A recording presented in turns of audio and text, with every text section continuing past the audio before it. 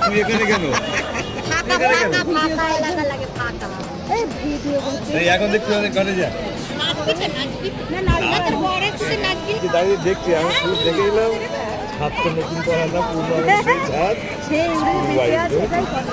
20-22 জন না কত সবাই তুই এখানে দাঁড়িয়েছিস কেন? তুই এখানে দাঁড়িয়েছিস কেন? বর এসছে কই কই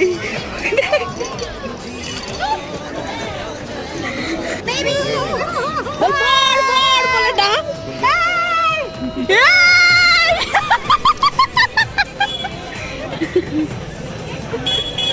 না দেখছো দিদি দেখলে কি ভাবে আগে থেকে ভাবে কি ভাবে কি হবে খাবে চলো দেখা যাচ্ছে